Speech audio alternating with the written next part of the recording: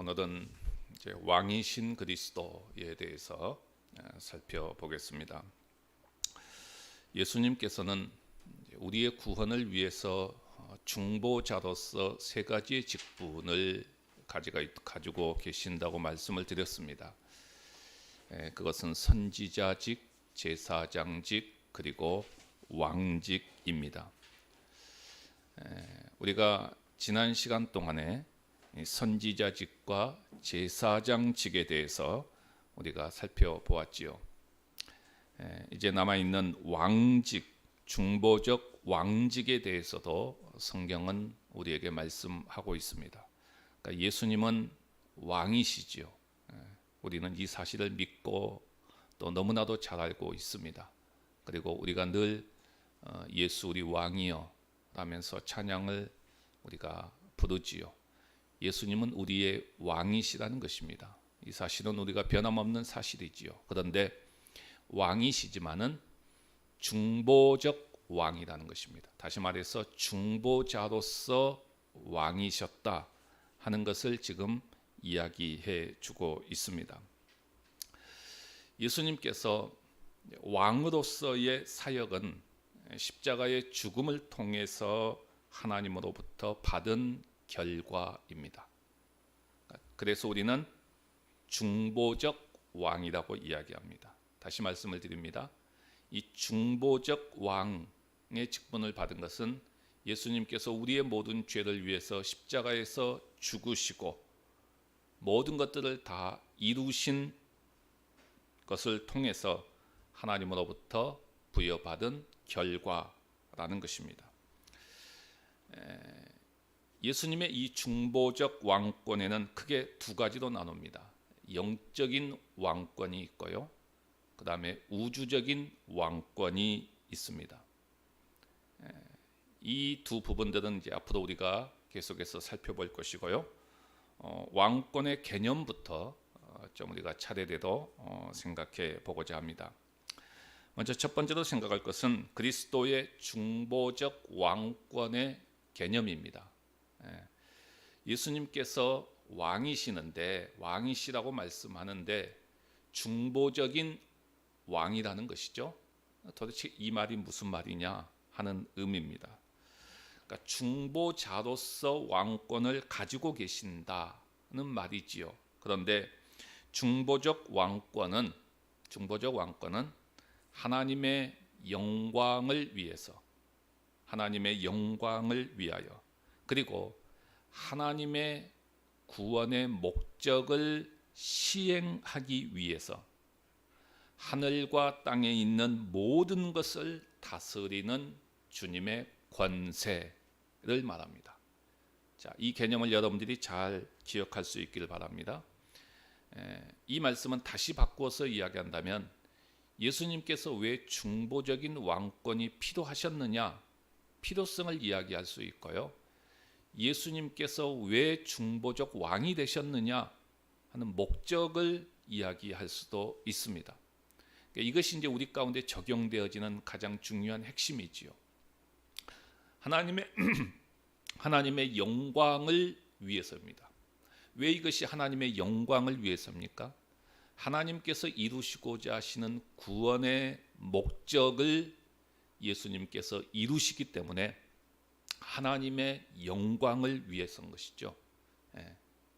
그리고 하나님께서 우리를 향한 그 구원의 목적을 시행하시는 데 있어서 예수 그리스도는 반드시 중보자로서의 왕권을 가지고 계셔야만 했다는 이야기입니다.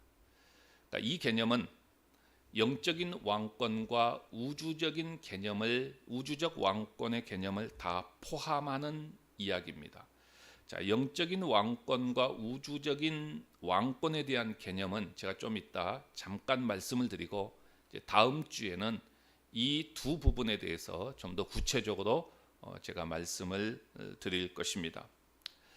자, 중보적 왕권을 우리가 지금 이야기를 하는데 이 중보적 왕권을 말할 때에 우리는 또 한 가지, 그러니까 이것과 구분해서 또 하나의 왕권이 있는데 그것을 이야기해야만이 이 중보적 왕권을 우리가 좀 더 쉽게 이해할 수 있습니다.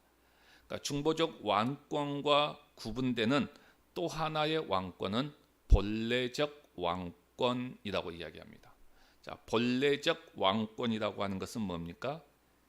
예수 그리스도께서 삼위 하나님 가운데 2위이시기 때문에 그분은 본래부터 우주 만물의 왕이셨습니다. 그러니까 본래부터 왕권을 가지고 계셨다는 이야기입니다. 본래부터 왕권을 가지고 계셨다.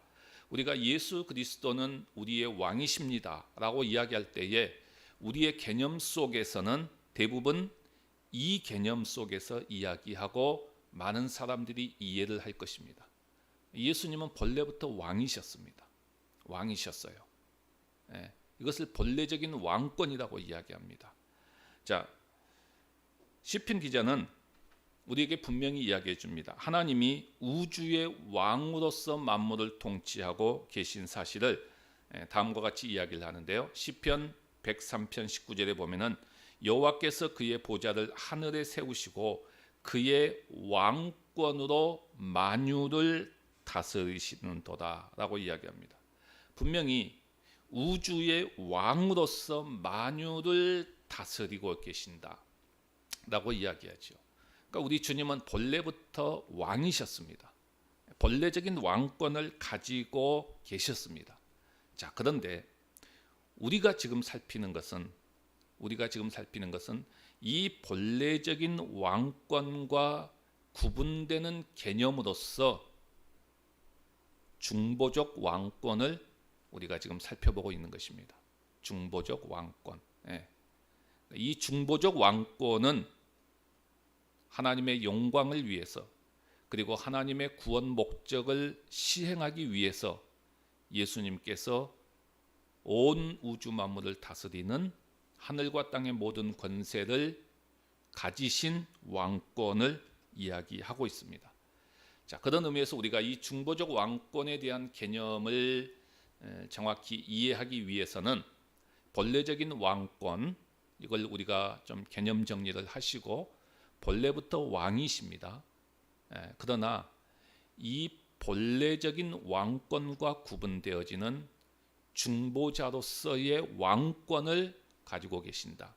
세 가지 직분을 이야기할 때, 왕직을 이야기할 때는 바로 이 중보자로서의 왕권을 우리에게 말씀하고 있는 것이죠.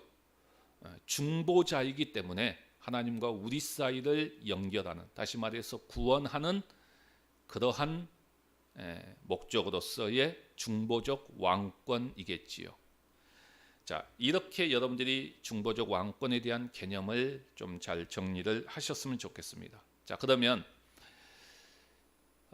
예수님의 이 중보적 왕권은 언제부터 시작되었느냐 하는 것이죠. 언제부터 시작되었을까요? 자, 본래적인 왕권은 본래부터였지요. 그렇다면 이 중보적 왕권은 언제부터 시작되었다라고 우리가 이야기할 수 있느냐? 그것은 인간의 타락 직후부터 다스리기 시작했다. 이렇게 대답해야 될 것입니다. 아담이 타락한 직후부터입니다. 그렇지 않았다면 아담은 그 자리에서 멸망했을 것입니다. 타락한 아담에게 하나님은 무슨 말씀을 하십니까? 여자의 후손에 대한 약속을 주시죠. 여자의 후손에 대한 약속을 주십니다. 그러니까 이렇게 말씀하셨다라고 하는 그 사실 자체가 우리 주님이 이미 중보적인 왕으로서 임명을 받았다라고 말할 수 있는 것입니다. 그러니까 하나님은 인간의 타락을 미리 알고 계셨습니다. 그리고 예수님을 사전에 중보적 왕권을 임명하셨습니다. 그리고 발표는 에덴 동산에서 이루어졌지만은 이 사실은 이미 확증된 것이었다라고 이야기할 수 있습니다. 하지만 우리 주님이 이 중보적 왕이심이 분명하고 그리고 공개적으로 선포된 것은 언제부터냐? 승천하실 때입니다. 예. 중보적 왕권이 시작되었지만은, 중보적 왕권이 시작된 것은 인류의 타락 직후부터 시작되었지만은, 그러나 이것이 공식적으로 선포되어지는 것은 예수님께서 승천하실 때라는 것입니다. 그래서 우리가 아까 이 중보적 왕권을 이야기할 때에 예수님께서 십자가의 죽음을 통해서 하나님의 뜻을 이루신 결과로서 하나님께 부여받은 것이죠. 그래서 승천하실 때입니다. 이건 마치 무슨 개념과 똑같냐면은 성경에 이런 형식의 개념들이 참 많습니다. 자, 교회의 개념도 우리가 이야기해 보면은 교회는 언제부터 시작되었습니까? 교회가 언제부터 시작되었나요?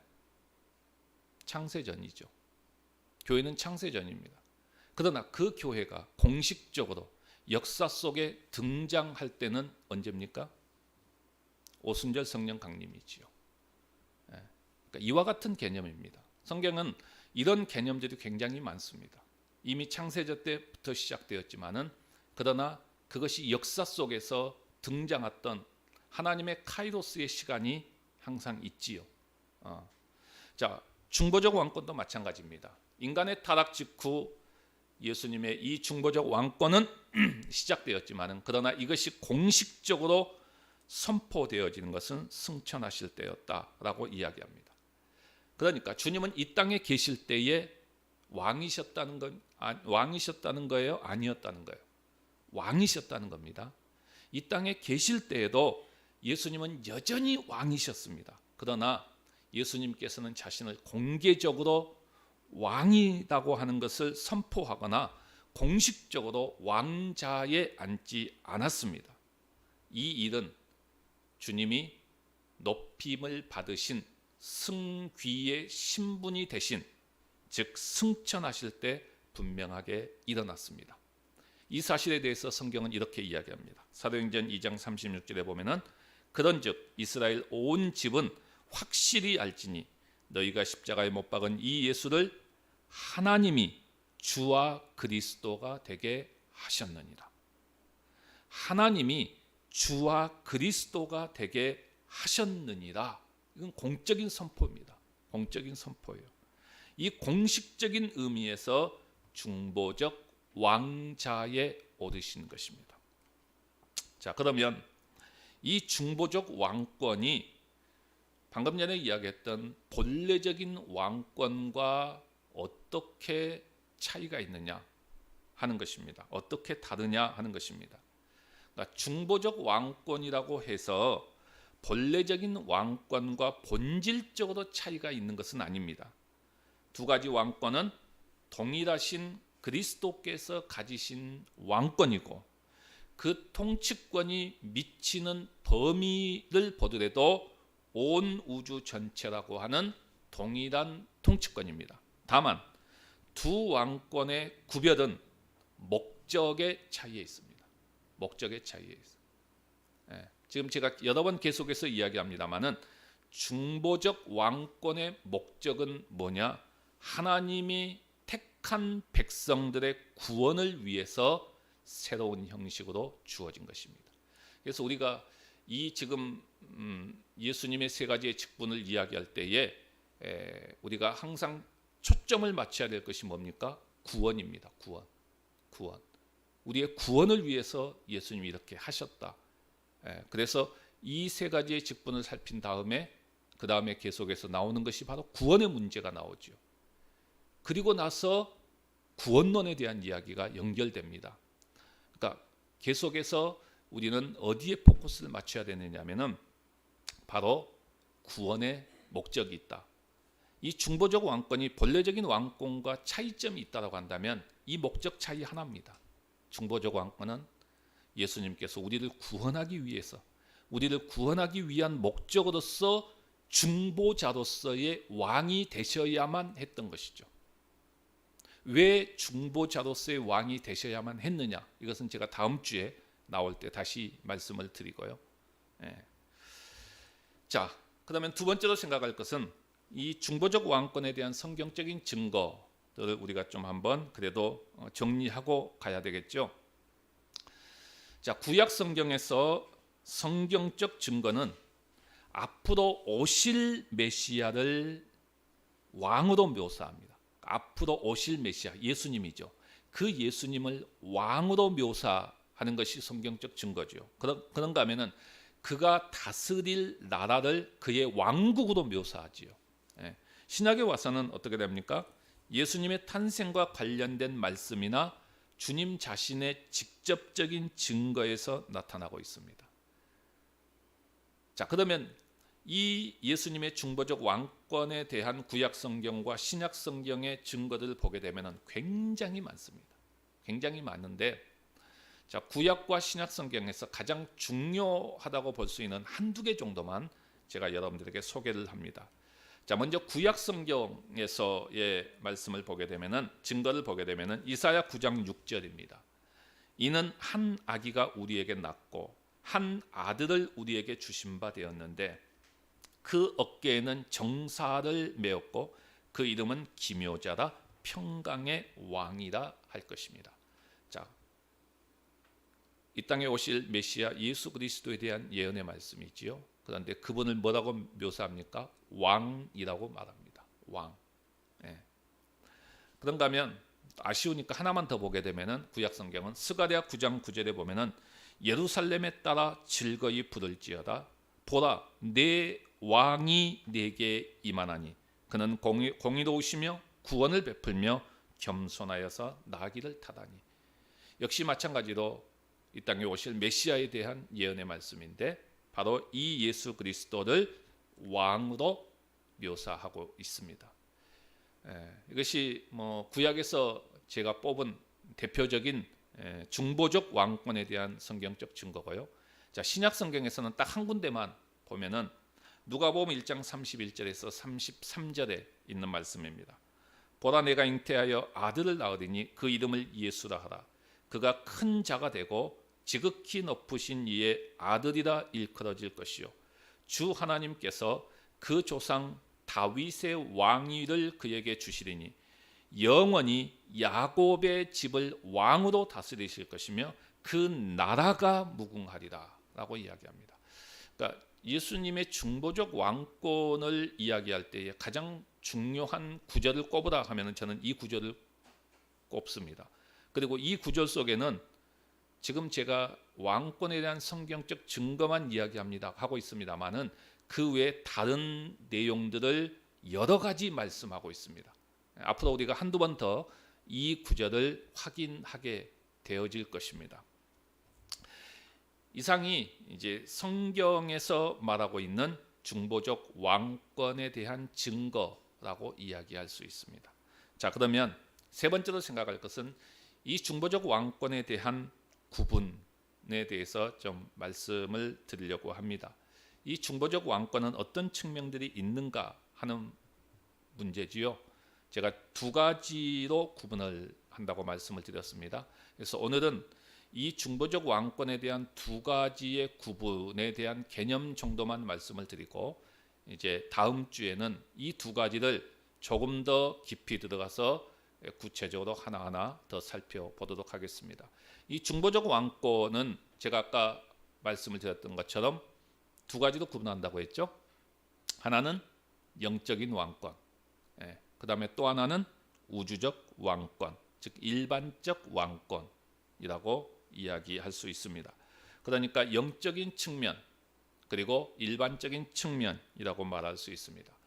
자, 영적인 왕권이라고 하는 것은 왜 뭘 가리켜서 이야기하냐면은 하나님의 교회에 대한 특별 행정이라고 말할 수 있습니다.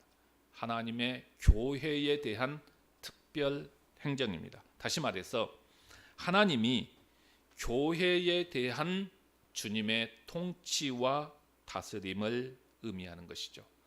이것을 우리는 영적인 왕권이라고 부릅니다. 반면에 우주적인 왕권이 있지요. 이 우주적인 왕권이라고 하는 것은 뭐냐? 우주 전체를 포함하는 일반 행정이라고 말할 수 있죠. 쉽지요. 개념은 얼마든지 우리가 쉽게 이해할 수 있고 알 수 있는 그런 부분입니다. 여기도 우주 전체에 대한 우리 주님의 통치와 다스림이지요. 이것이 바로 우주적인 왕권이라는 것이고, 그리고 영적인 왕권이라는 것입니다. 자, 이 두 관계, 여러분 이 두 관계를 잘 보셔야 됩니다. 이 두 관계는 어떤 관계냐? 여러분 보실 때 영적인 왕권이 우선할 것 같아요? 아니면은 우주적인 왕권이 우선할 것 같습니까?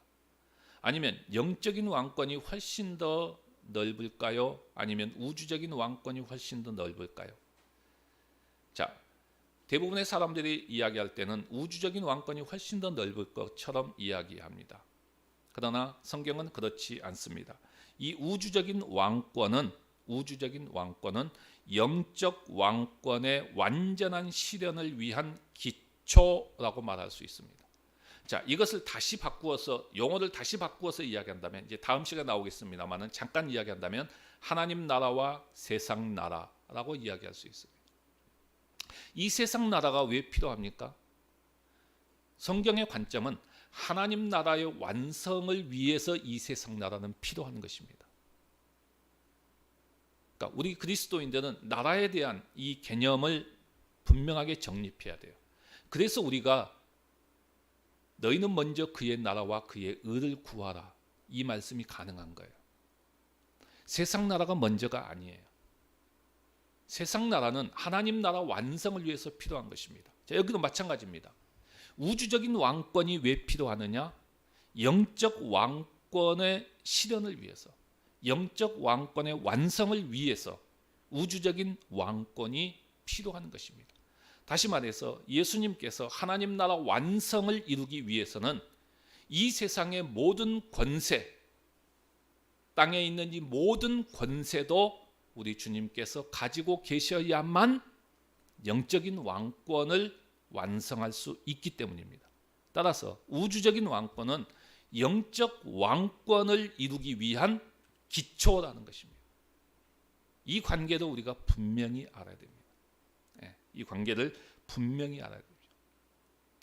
자, 이제 오늘은 여기까지 하고 다음 주에는 바로 이 두 왕권에 대해서 좀 더 구체적으로 살펴볼 텐데요. 자, 오늘 제가 이 말씀을 이제 정리하면서 여러분, 이 영적인 왕권과 우주적인 왕권의 관계를 정말 우리가 잘 개념 정리를 하고 우리의 우선순위가 어디에 있어야 되느냐 하는 것이죠. 우리 가운데 적용한다면 이 우주적인 왕권은 영적 왕권의 완성을 위한 기초라는 것을 우리가 분명히 기억하고, 우리가 이 땅에 살아가지만, 이 세상 나라에서 살아가지만은, 그러나 오늘 우리에게 있어서의 우리가 이루어 가야 되고 우리가 궁극적으로 추구해 가야 되고 완성해 가야 될 부분은 바로 하나님 나라인 것이죠. 왜요? 우리는 하나님 나라의 백성이기 때문인 것입니다. 이것을 위해서 예수님께서 우리의 왕으로 오셨습니다. 특별히 예수님께서 이 땅에 오실 때에 중보자로서의 왕으로 오셨습니다. 예수님은 우리의 왕이십니다. 왕이시지요. 그래서 오늘 우리들이 이 예수 그리스도를 진정한 우리의 왕으로 받아들이고 실제적으로 내 삶 속에서 예수 그리스도가 내 모든 삶의 왕으로 계셔야 됩니다. 예수 우리 왕이여 라고 우리가 입술로만 찬양을 부를 것이 아니라 실제로 예수님이 내 왕이 되어 주셔서 나를 다스리고 나를 통치하는 그런 역사가 우리 가운데 있어야 한다는 것입니다. 이와 같은 은혜가 함께 하시기를 주님의 이름으로 간절히 바랍니다. 오늘 말씀